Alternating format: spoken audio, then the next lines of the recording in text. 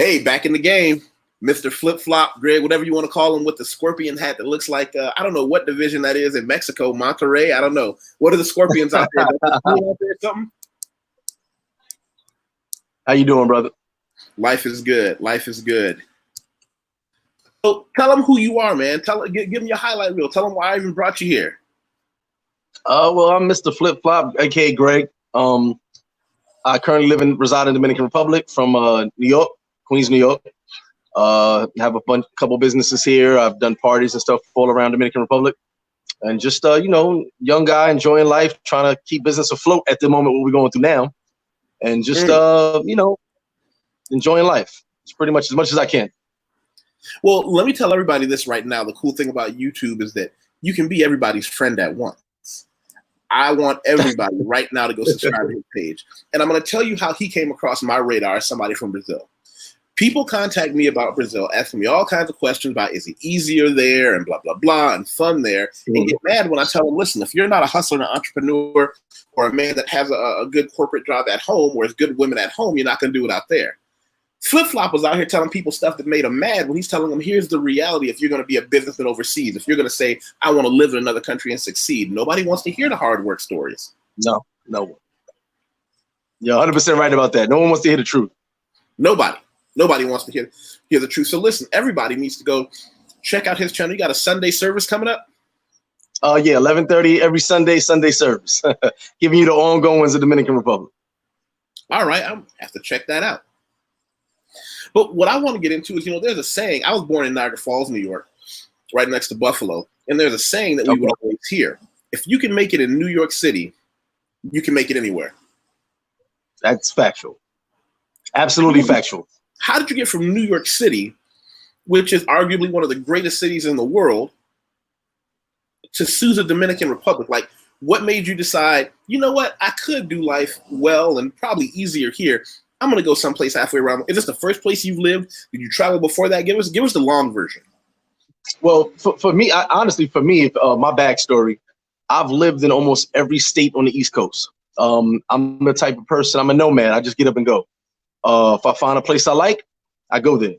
I tell people I knew 3 people in North Carolina. I moved to North Carolina. I knew 1 person in South Carolina. I moved to South Carolina.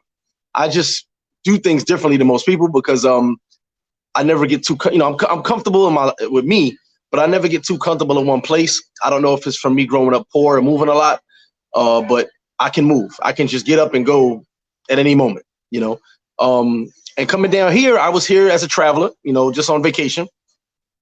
First 3 years, I was probably here every month after a while. And then it just led to me staying long term, like a month at a time, couple months at a time. And then one day it turned into a year. And that year ended up me living here. That's kind of how it happened. I didn't plan it. There was no rhyme or reason behind it. I didn't say I was going to do business. I didn't say I was going to do anything as far as what I'm doing now. Things just kind of fell into place, and that's kind of been the story of my life.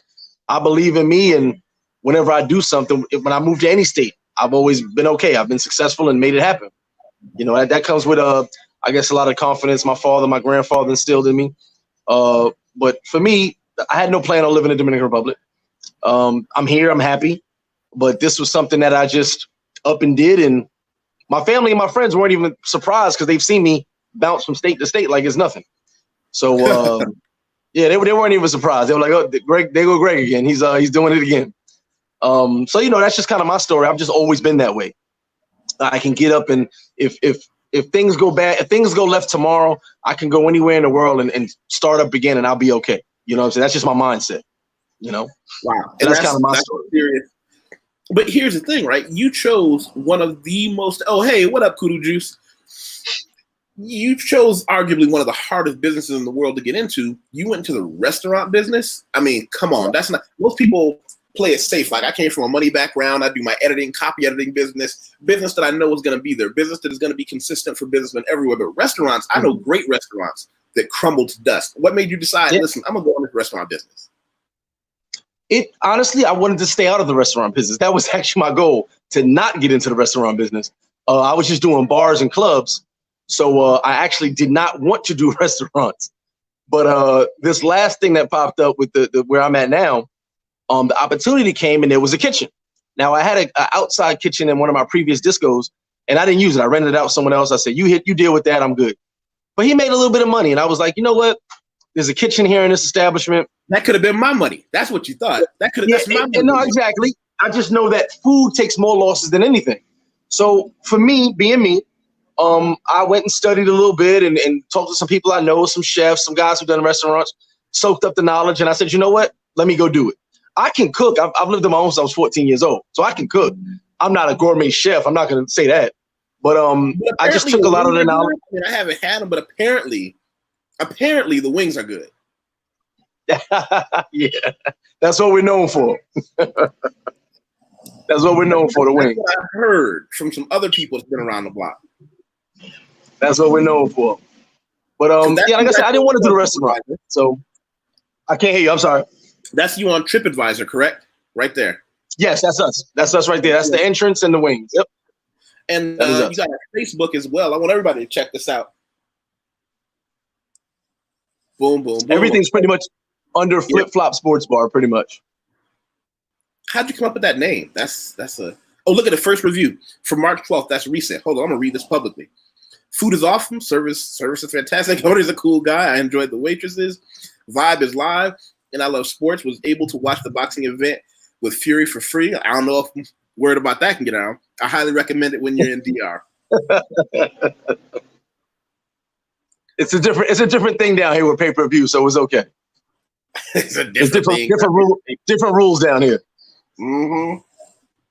They got the pay-per-view has a deal with the Caribbean, so it's not the same as the States. Gotcha. Easier there and blah blah. Well, this is the thing, man. The Dominican Republic, because first of all, like I'm in Brazil, and people don't understand that Brazil is a Portuguese-speaking country. You speak Spanish-speaking country, right? Yes. Okay. Mm-hmm. How's your Spanish, and did you have to go through formal training for it, or? Well, for me, I grew up with Colombians and Puerto Ricans, so I understood everything. I could read it. I could read it and write it, but my pronunciation was horrible. So it took me a year and a half of being here on the ground, boots on the ground, really practicing and being around Dominicans nonstop, with people, being around non-English speakers all the time to get my pronunciation right. Because the worst thing you could do is be somewhere and you understand everybody, but you can't respond. That was that was terrible for me. But the thing was, when people realized I could understand, they would look at me, but okay, he understands me. Let me see if I can understand him. So they would try. Well, you can't have a lot of conversation with anybody.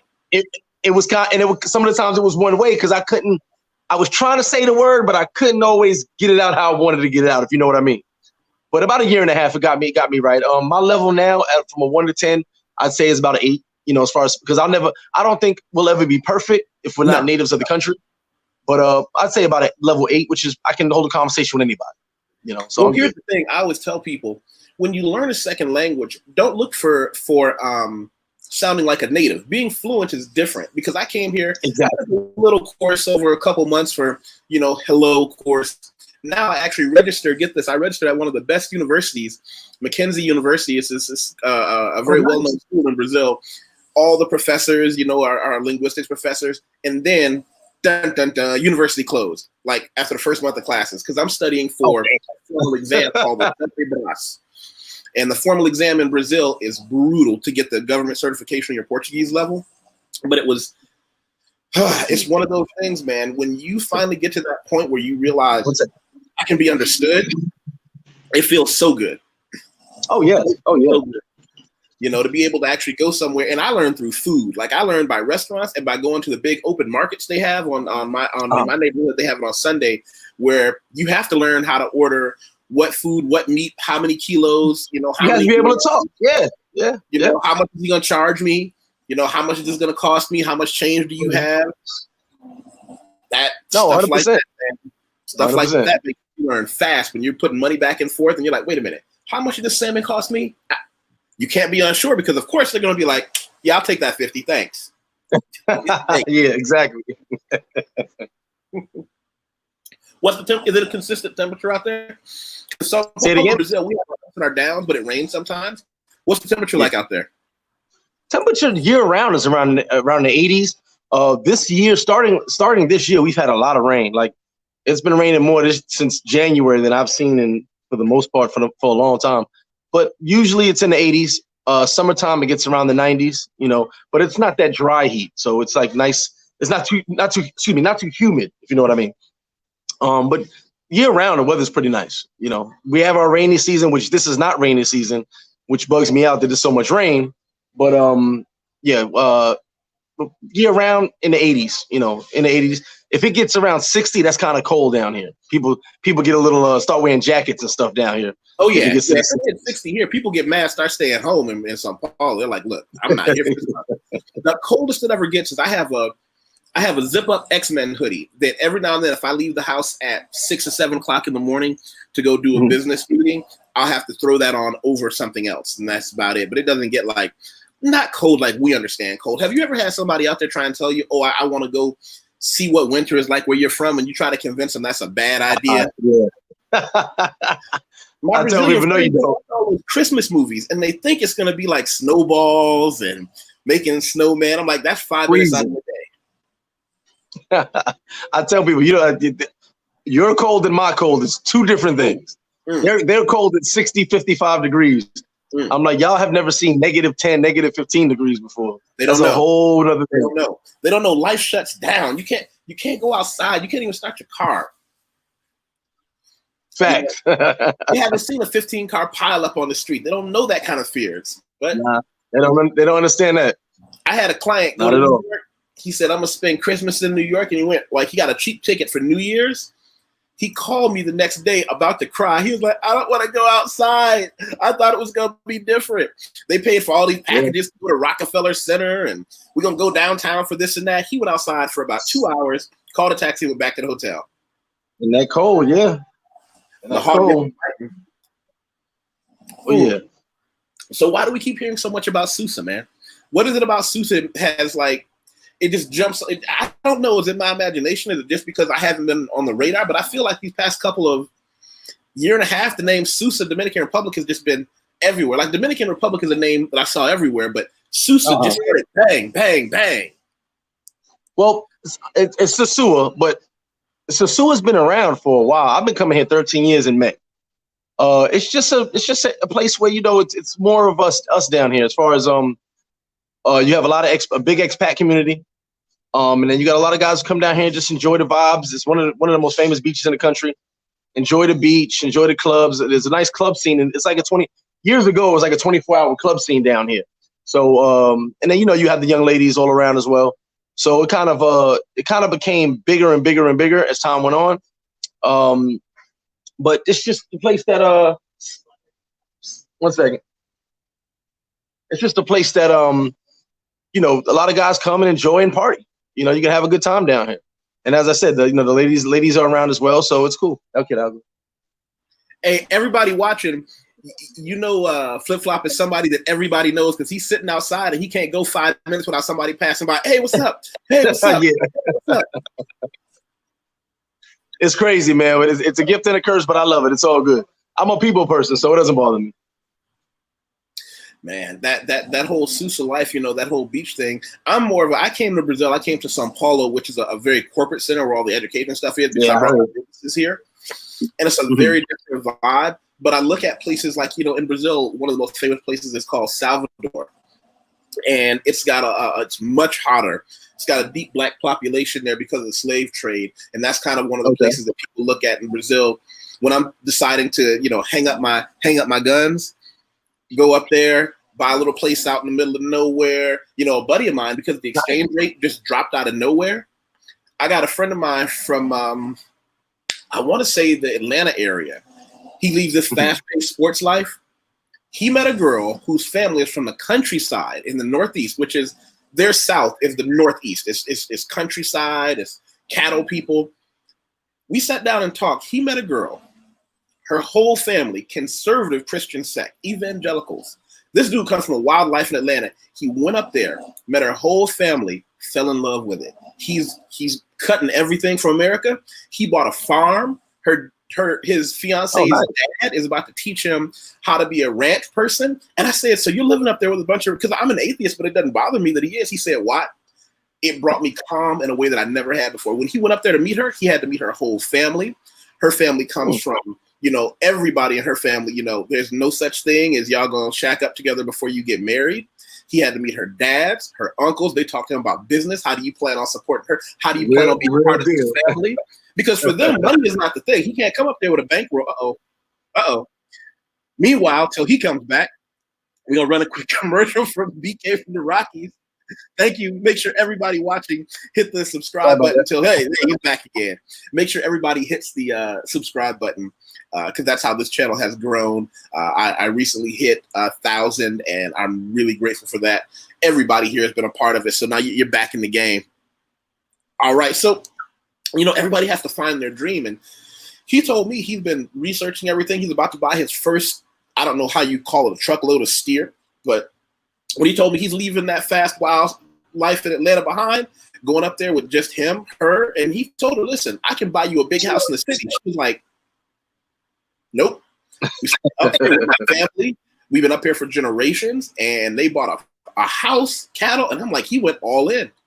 And he's known her for about 3 years. For about 3 years, they've been going back and forth.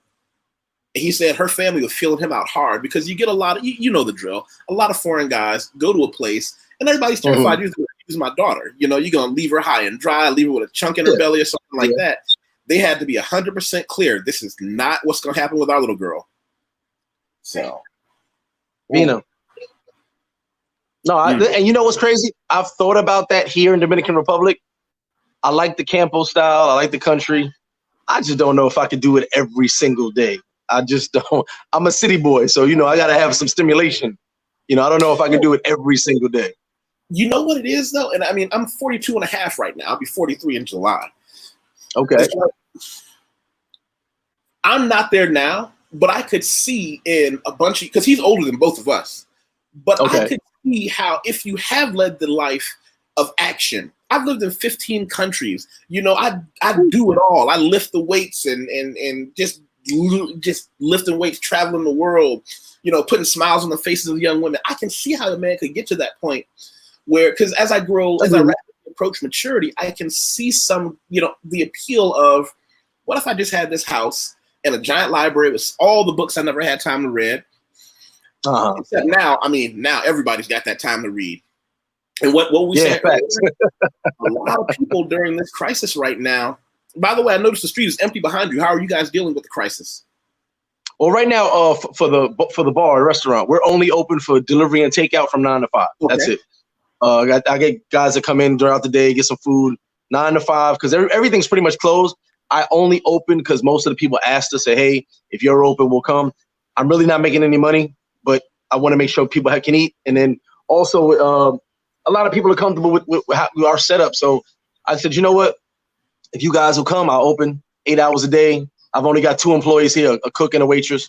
And, well, no, everything's pretty much slow. A lot of the tourists are gone. But, you know, the expats are still here. Locals are still here, no, out and about. But, yeah, just for those small hours of the day, 8 hours a day, delivery, takeout, that's it. So it's really empty in Sosua right now. The fact that you're doing that just for your community, you know, because here in Sao Paulo, Brazil, it's the same thing. Restaurants can be open, takeout, delivery. Everybody's on iFood or everybody's on Uber Eats and or cooking at home. You know, do you know? Let's see. Do you know Shelly Lloyd? Look at what she just posted here. She said, "Bo rakes yesterday, now flip flop." Now I got. How you doing, Shelly? Oh, you had Bo on yesterday. Okay, that's dope. That's dope. Is she a friend of yours? No, I guess a subscriber. But she said you had Bo yesterday, me today. Now you got to have Taylor Made on there. Well, introduce me to him. Introduce me to him. When we get off of here behind the scenes, I'll hit you up. Okay, cool. Definitely. But yeah, the whole thing about everybody's in that situation where a lot of people are scared. A lot of people are scared right now, honestly. I mean, as we said earlier in our discussion, no one's ever been through this before. This is a movie right now. Yeah. You know, this is the movie Contagion right now. We actually are living in the movie. You know what I'm saying? I mean, I'm not scared. I mean, your immune system is to defend you from diseases. So I won't get into that part. But we are living in a movie right now where people are hiding in their homes. People are scared. People are scared of contact. So, you know, gracias. So, you know, it's one of those things, you know. And this is something that none of us have ever experienced other than watching it in a movie, if you know what I'm saying. That's what I had Bo Rakes on yesterday. We had a real good chat. You know, he's jovial and jolly. Nah, Bo's a cool dude. Yeah, and I tell you, the thing I like about Bo and you, despite all the adversities, he's like, what kind of business can we do? He said, what kind of business can we put together on this? And I was like, yes, he gets it. He gets it. He understands. Oh yeah. We're not the type of people, and talking to you previously, I already know how you are, that the glass is half empty. You know, we can fill the glass up even more. You know what I'm saying? There's always, I have an outlook on life that for every negative, there's a positive. You know, no matter what the situation is, we can find something that benefits us in the situation, or is a positive way we can view the situation, rather than just always being negative and always being, you know, down on ourselves or other people. That's just me. So when you're there and everything is closing, this is something I talk to a lot of people about because I'm a prepper. With capital P. Hashtag capital P. How do you guys deal with it? Because for me, I had a lot of people who, and I don't want to laugh at them. I don't want this to be I told you so moment. But I had friends who beforehand, they would talk to me about being a prepper and say, oh, are you going to dig a hole in your backyard and bury ammunition in an axe? Well, if that's what the place I live called for, you know, I would. But what I don't understand is how people like you, interestingly enough, because you are a restaurateur, you're probably sitting on enough supplies to feed you and your loved ones for a while. Yep. Most people I'm also not letting any food go to waste, because obviously I'm not selling like a normal day. So my turnover for my freezer, I turn everything over every couple of days. So my turnover for my freezer, any food that we have before it goes bad, because I don't keep food for a long period of time, I'm calling people up like, hey, we'll drop this off to your house. As far as, you know, locals go, some Dominicans, we'll drop this off to your house. I got some chicken here. I got some meat here, whatever the case may be, because I'm not going to throw it out when I can give it away to somebody. If I can't, obviously I can't sell it. So, you know, it's one of those things where I'm going to be okay, you know. And for, sidebar, shout to you for being a prepper. I mean, I'm so jealous of all you preppers right now. For me, all I do is put bars on the windows and know that zombies can't get through the bars. So I'm a zombie prepper for the bars on the windows, but that's about it. So, but shout to all you got. I did this on my Patreon. I did Corona Quarantine Prepper with a buddy of mine who's also a prepper. I gotta go look at that. We did a huge in-depth, you know, we did a very in-depth on everything you need and why you need it. And everybody stops and they say, and this is just a list. And here's the thing, if you look at that list, it looks innocuous until somebody explains to you why you have to have certain things. But here's the problem. Being a prepper is not expensive, but it takes time. You know, most people can't go out and say, I'm gonna just buy $400 worth of prep. $400, by the way, you can prepare for your family for like a month. But what happens is being a prepper means you just have to, over time, every day, a little bit, you buy a little bit more. But if you wait until now, if you're one of those people who has to wait until now for anything to come your way, if you had to wait until you knew something bad was going to happen to go to the supermarket, you're not going to make it. The list isn't hard. I agree. This is my Patreon. I want everybody to go read it.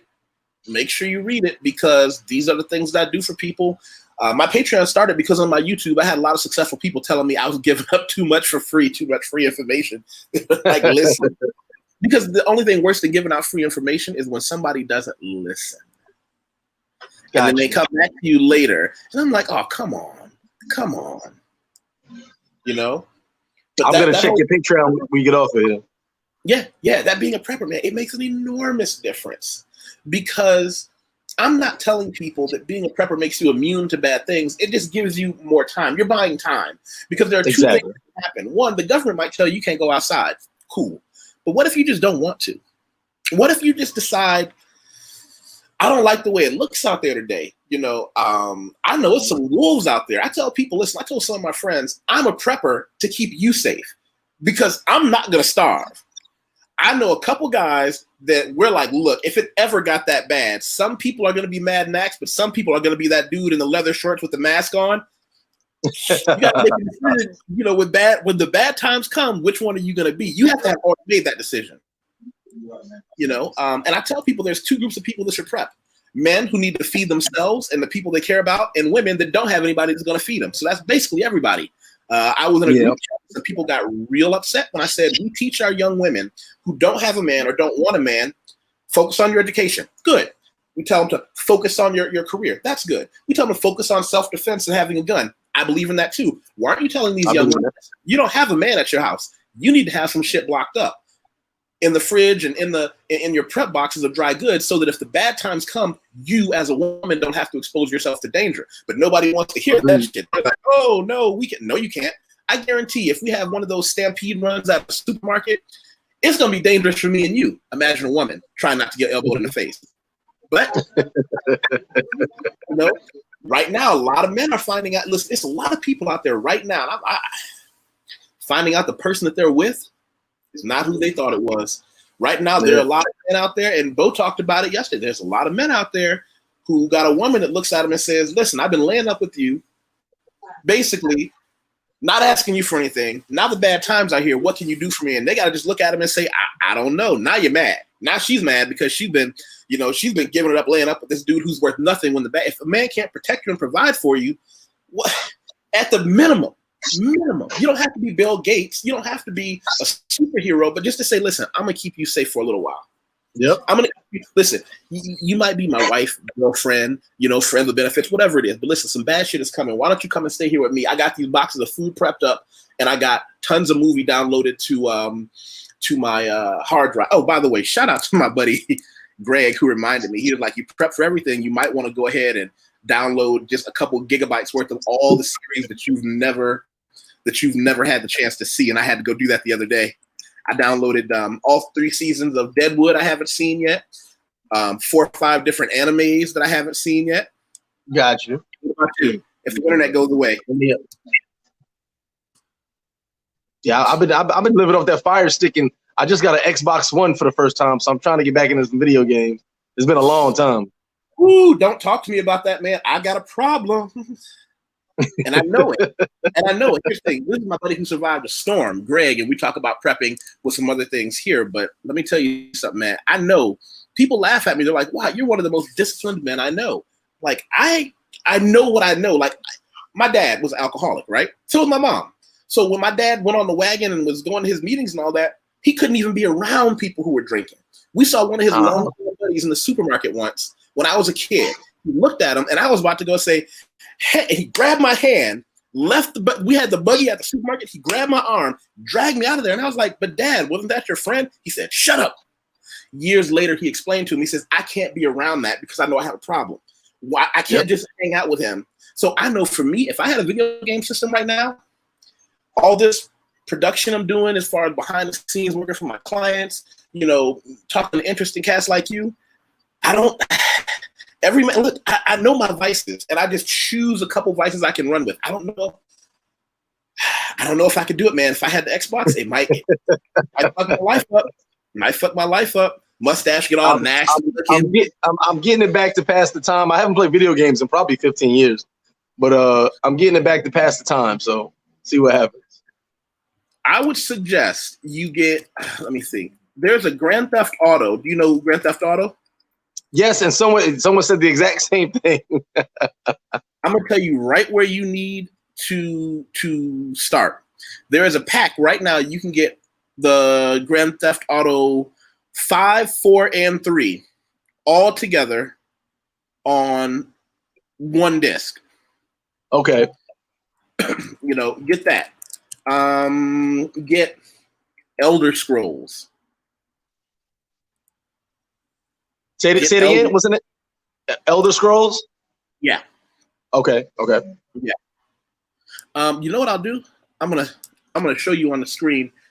That way, if anybody else wants to pause or go back, you can look at it. Yeah.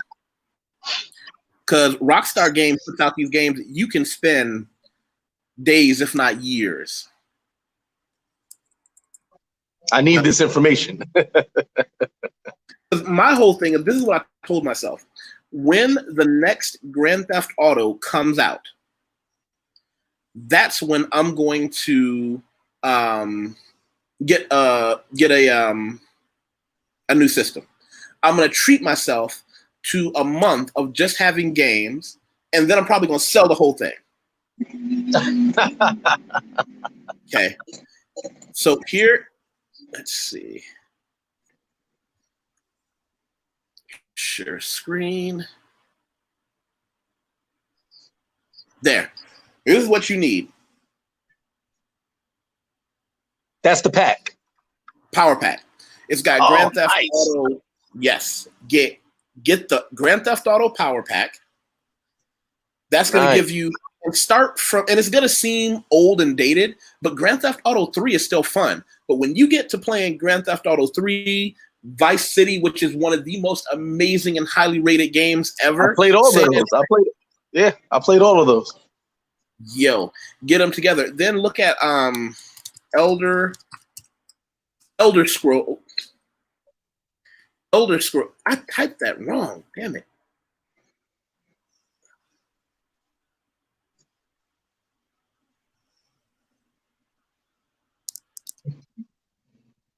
There. The other game you should pick up is called Skyrim. Elder Scrolls, okay. Yep. Elder Scrolls Skyrim. It's another huge game where you can pick the kind of character that you want to play. I'm writing this all down right now. It's Skyrim. And you also want to get, where would it be?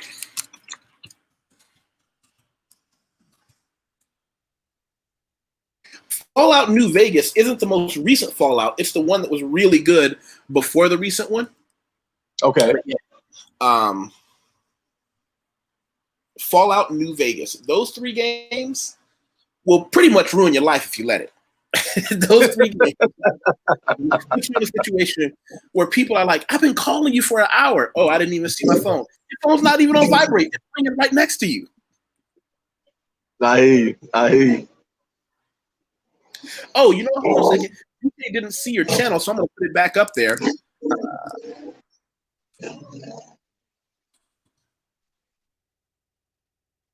I'm going to put it back up on the thing so he can see it and so everybody else can. Shout out to you, BK, from the Rockies. Hey, Mr. BK from the Rockies, dude. He's a solid dude. So here we go. We're going to put that back up on the screen for you. There we go. And I want everybody, when you get off here, go check out his Sunday service. You know? And I would also say, I tell people, when you look at videos, try to look at ones that were made before last month as well on everybody's channel, because everybody's channels are being dominated by what's happening right now. And my goal is to not get too far away from my central premise. And I have 3 of them. One of them is money. I love talking about money. Money is my favorite subject. Money is the reason I was able to semi-retire at 37 from the financial business. I talk about investment, credit, debit cards, avoiding debt, the cryptocurrencies. The second thing I talk about is I love talking about world travel. I've seen a bunch of places. I like to talk to people who have a bunch of places under their belt that they've been. And the third thing is I talk about big social issues with my friends. This channel got quote unquote successful and famous because I have these big roundtable discussions with 4 or 5 people with 4 or 5 different unique perspectives, and we all just talk about things together. And that's why people subscribe, you know. And even now, when I say semi-retired, it's not that I'm fully retired. Now I still have a career, and I'll show you what I do. I don't know if I'll be ever be any benefit to you, but I certainly have been to some of the watchers here. I tell people, find me on LinkedIn. YusefWateef is my real name, but skip my resume. Don't go to my resume first. I tell people to scroll all the way down to the part where it says recommendations. So this is where business professionals all over the world leave testimonies to my professionalism and the level of business that I've done with them. Nice. People that get me my next contracts. These are the people that say, when I contracted with this guy, he was legit. He brought the goods. And then go back and look at my resume. My resume is fun. It's diverse. I've done a lot of things, but I'm fortunate enough to have worked for myself since I was, well, in the financial business, you really work for your clients. I didn't have a company, but I would say solely operated was about when I was 36, because what did I do? I started learning on the side, editing, writing, how to do things like that. And I built a business from there, and it brought me. But can I make a comment? Go ahead. Do you know what you just said, right? Sorry, let me pass that music.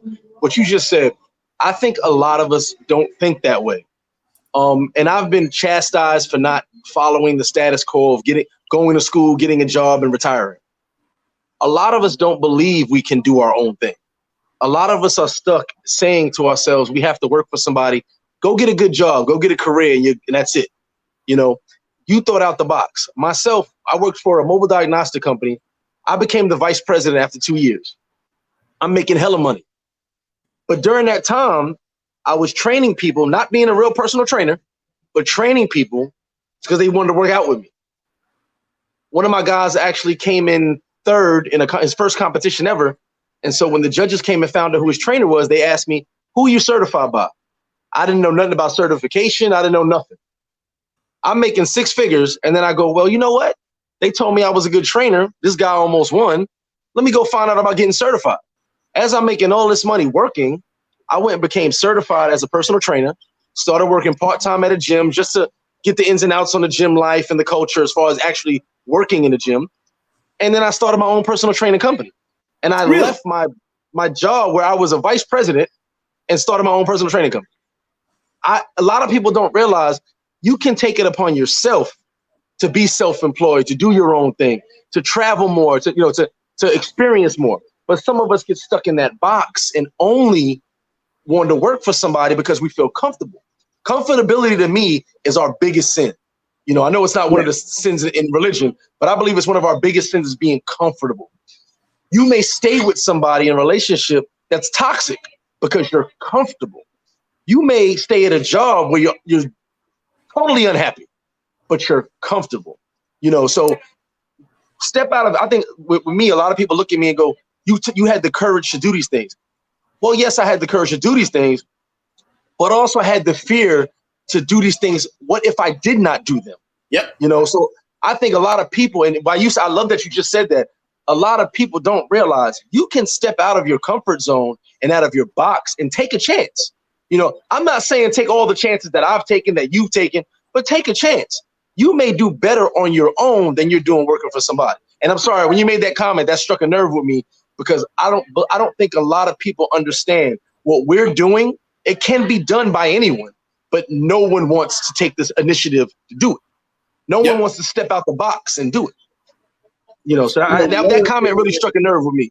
One of the things that I tell people that terrified me is, as a kid in upstate New York, I don't know where you were at the time, but there was this period in upstate New York where a lot of people, like when my dad got out of the military, which he was drafted into Vietnam, that's a whole different issue.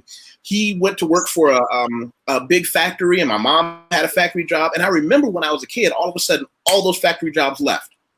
And I just remember growing up with that understanding, I never want somebody to be able to take away my ability to, like, I never want that would terrify me if I came home one day, because I remember my mother and her friends getting letters in the mail. I remember my friends talking about something's going on with mom's job and they don't want to tell me what it is. And as an adult, I'm like, I remember it was mass layoffs, right? Mass layoffs. I'm like, I don't, this is what I tell people. You can do a little bit of both, especially if you do it while you're young.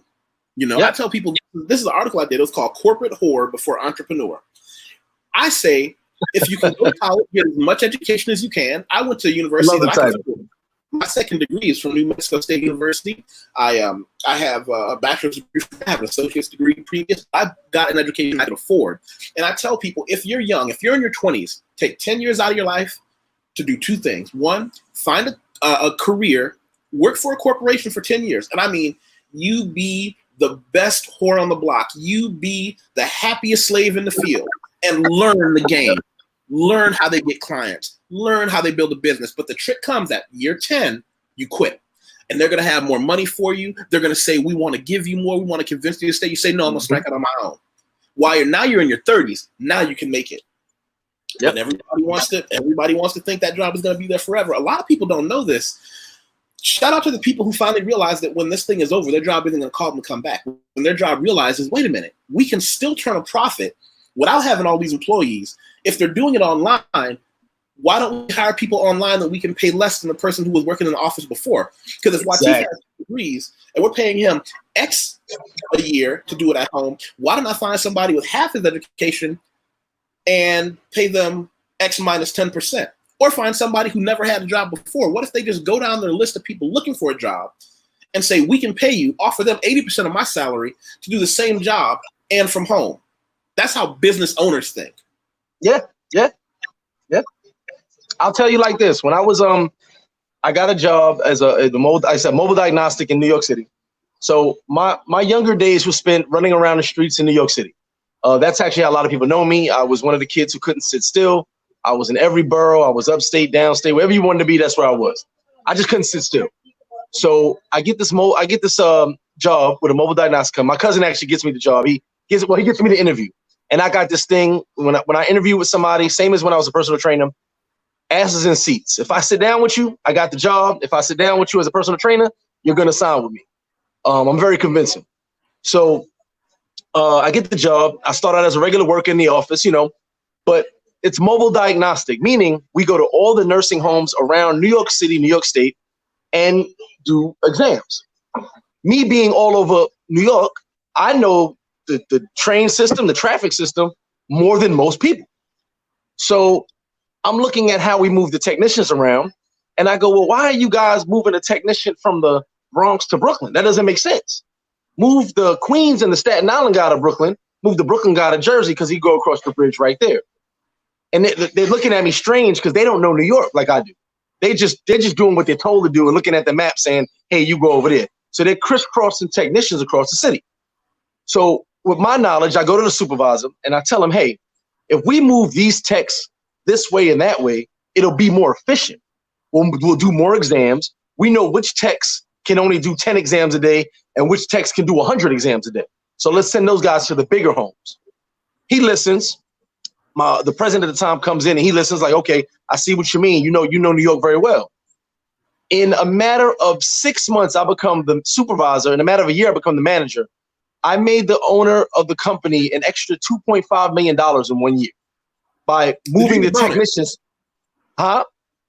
Did you get a bonus? I definitely did, of course. Like I said, I moved up two positions rapidly and I got a bonus, but I made them $2.5 million more in 1 year. Just by knowing New York State. So what happened with that was, as I'm the manager now, all the techs are like, man, you know more than we do as far as traveling. So they would hit me on the side and say, hey, Greg, so-and-so sent me here. Should I go there or should I go somewhere else? So I would kind of change the way we did things in the entire company. Later, the owner comes down and he goes, hey, listen, you've done more for this company than most people have. I have no choice but to make you the vice president. The president was younger than me, so of course I can't take his job. He's a great guy. He knows what he's doing. So I become vice president. So back to what you were saying was, when I decided to leave and start my own company, I did personal training part-time and I worked full-time, But when I said, you know what, I got this personal training thing, I'm just gonna throw it all into that. I'm gonna leave this job. They offered me almost double my salary to stay. Because they were like, no, we don't want you to go. Mind you, I was married at the time. I had to sit and explain to my wife how I turned down almost $250,000 to go start my company. I told her, I said, listen, I'm going to do way better with this company. Watch, I believe in me. I know I could do it.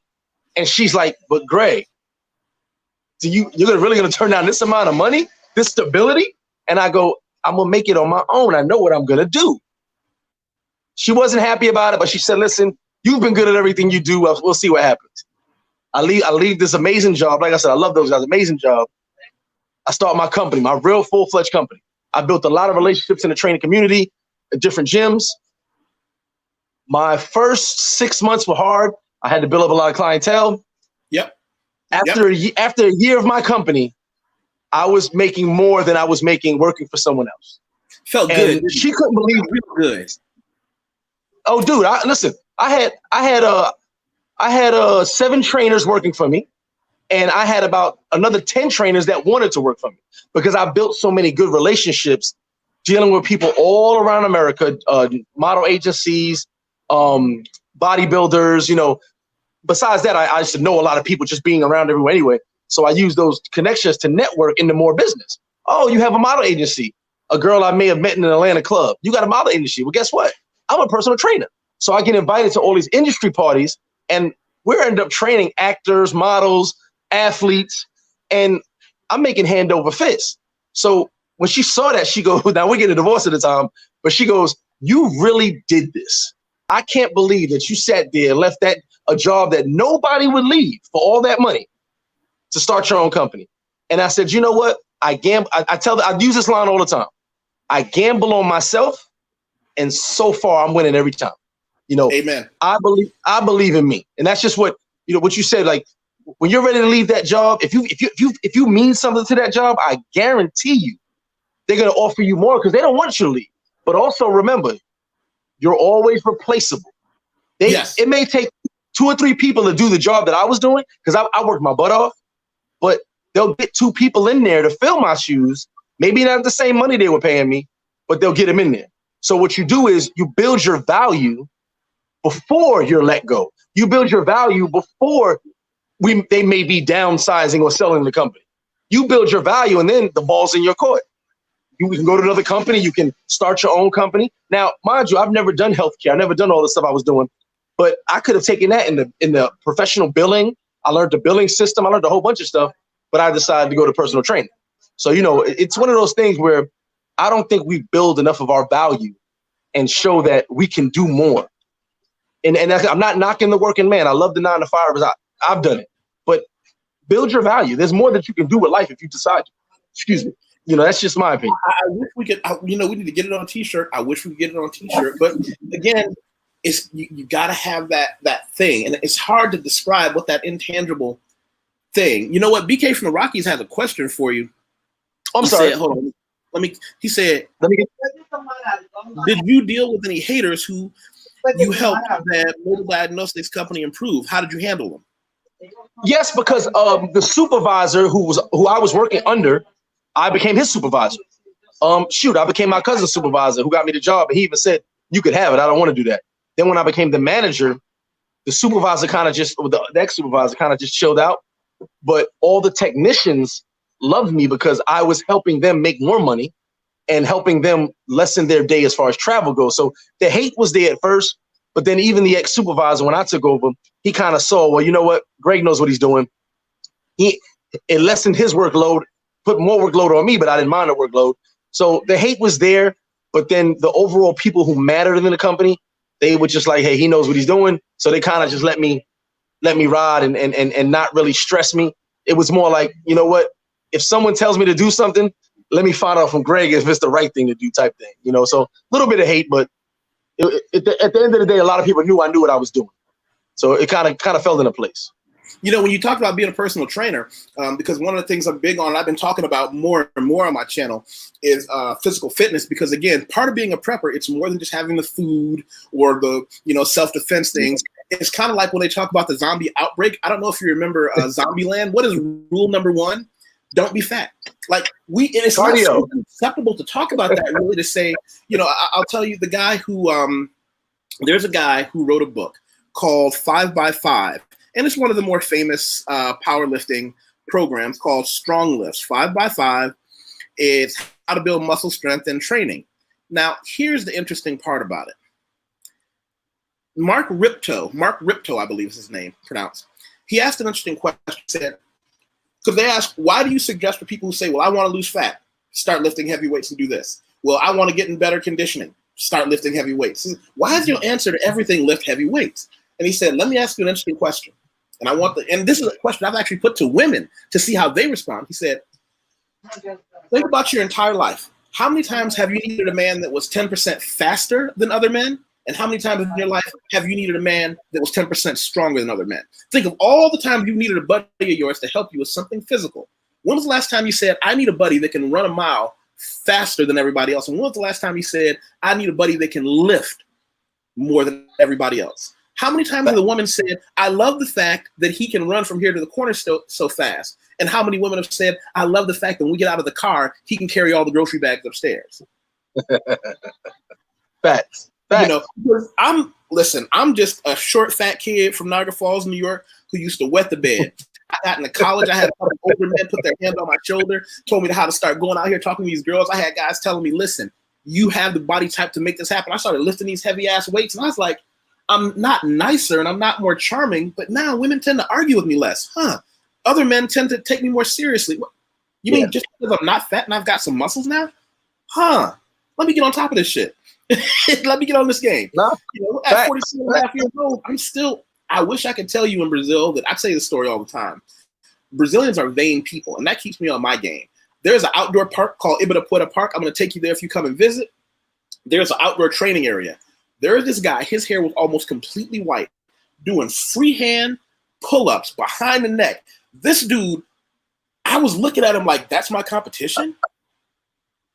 Don't play around. Matter of fact, you know, something I was telling everybody else is I have to move I always call, I call weightlifting my main chick, and I call my kettlebell my side bitch, because I do that on the weekend. But now, I love kettlebells. The kettlebell now, you know, I'm actually considering buying a double thick pad on Amazon, have it delivered here, clean out my little living room area, and just do pure kettlebell every day. Like an hour, just an hour of kettlebell. And just because I don't want to not be doing something. Are you kettlebell? I'm actually level 2 certified kettlebell. No. In which system? Yeah. It's been a long. Don't give me the line. I'll email you the literature later. But I did level 1 when I went to New York Sports Club. They forced us to go kettlebell because kettlebell is getting popular. So I was one of the few out of the 20 trainers. About 7 of us got level 1 certified. We passed it because, you know, kettlebell was new to everybody. Right. Then one of the trainers of the kettlebell class found out I was training classes. I did boot camps. So he brought me in. He said, well, level 2 is much harder, but I think you can do it. So we chatted back and forth for a couple of weeks. Then he said, Greg, there's a class in Manhattan. Come on through. I won't lie to you. Level 2 certification was one of the most strenuous things I've ever put on my body. But it's amazing. It's amazing.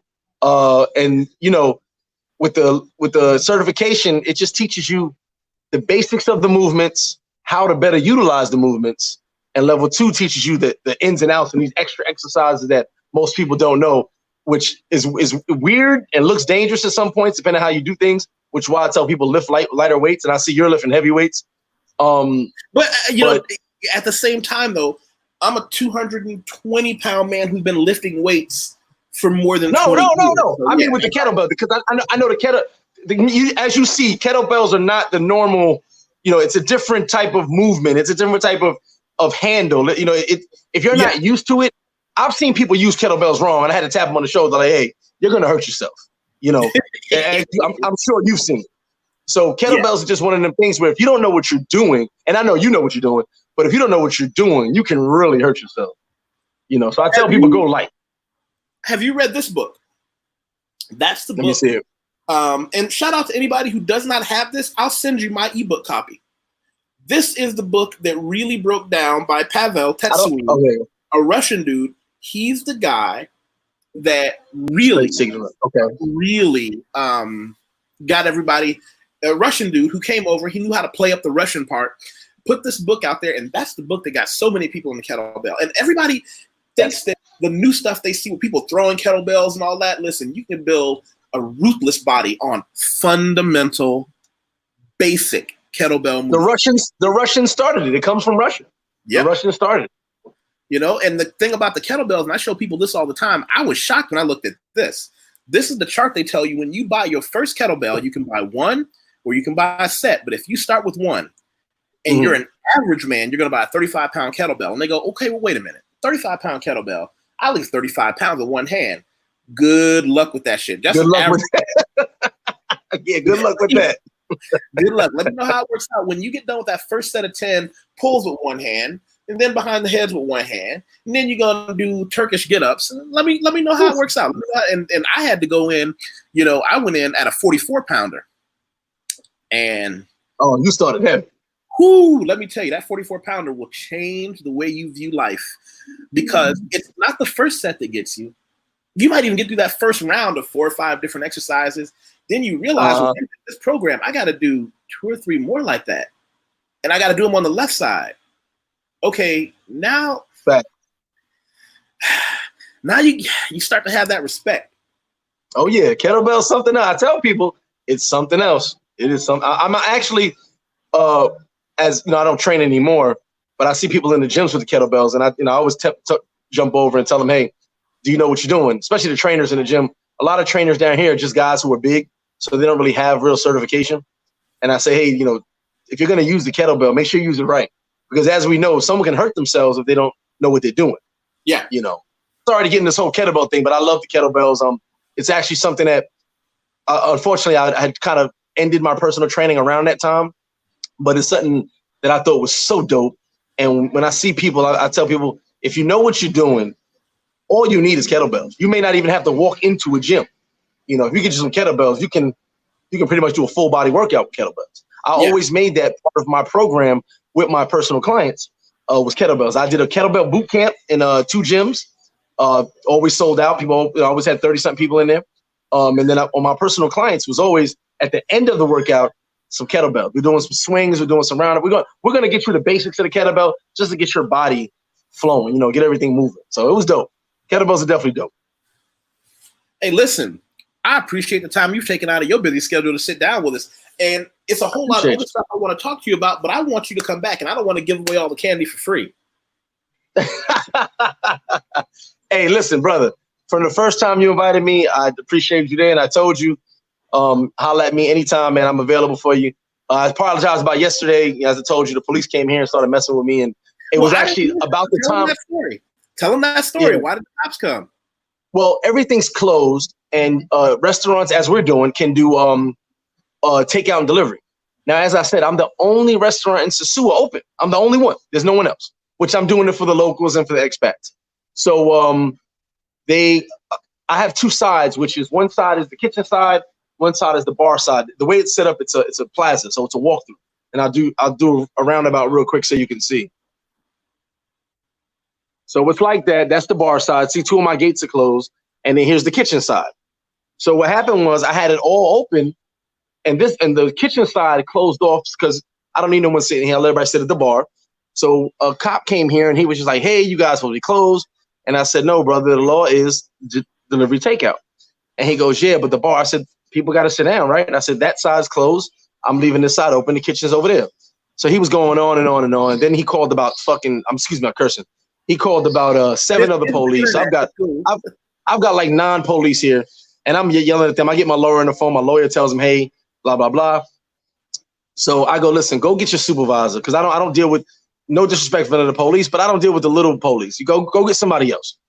So they leave, and a couple of them here. They go, "Listen, close this side." So I said, "You know what? You're gonna have more to deal with in 5 days, 3 to 5 days, than this little stuff right here. They don't realize what this is about to happen in this country." No. I said, "So I'm gonna close these doors, and I'm gonna just open that side up and leave my one door open because we charge in that side." So basically, they call some supervisors over. One of the supervisors is a good friend of mine I've known for over 10 years. He comes up, he goes, "Greg, everything good?" I go, "Well," I explained this to him. He goes, "Listen, just do me a favor, close those 2 doors, leave that one door open so you can charge over there, open the restaurant side. We can't say nothing to you."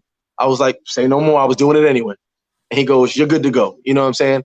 So that was all it was. But at the time we were supposed to do the live, I literally had 7, 8, 9 police here just harassing me, taking pictures of me. I was like, man, I wasn't worried. It was more just the aggravation of going through that. You know what I'm saying? Because it's weird how you're a cop and you don't know the law. Were they trying to get something under the table out of it? They just felt like they had nothing better to do than harass a restaurant owner because of all. I guess they had. All the spots are closed. Like I said, I'm supposed to close too. But as I said, if a cop doesn't know the law, it's not my problem. And as far as under the table money, that was not going to happen. So we don't even discuss that. If he wanted something, he should have came a little bit more respectful than the way he did. But that wasn't going to happen anyway. So for me, like I said, when I got my lawyer on the phone, I think that messed them all up. Like, hold on, he doesn't play, because I don't argue with anybody. I go get my lawyer. That's all we got to talk about. We don't have to talk. You talk to him. You know, BK, you said people don't really know how bad it's about to get. That refund check money in the U.S. is about to run out soon. Well, listen, that's the whole world, but at least the U.S. gets a refund check. There's no help down here. There's no help down here. There's no stimulus package. There's no tourists. There's nothing down here. So when things start getting really bad, people are gonna start feeling it fast.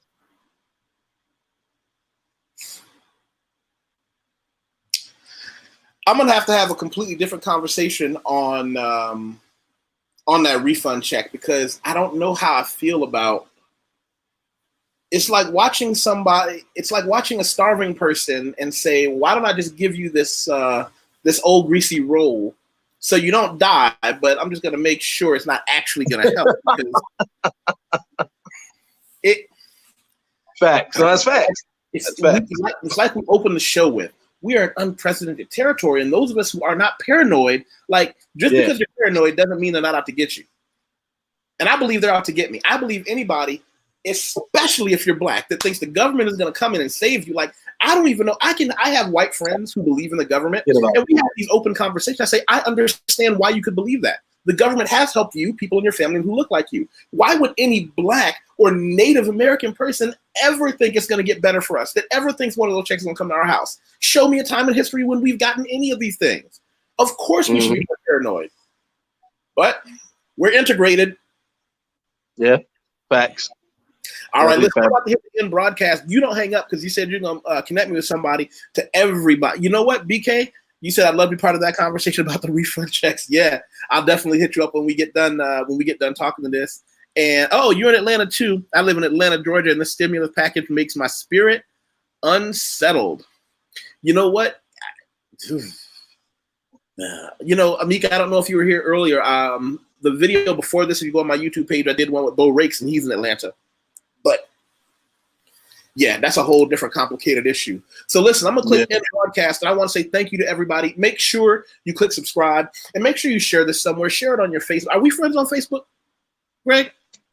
I don't know, but I'll check. When we get off of this, I'll check. We should. I think we are, though. I think we are. Okay. All right. Hey, everybody, you have a great day. Talk to you soon. Love you all. Appreciate you guys. Bye.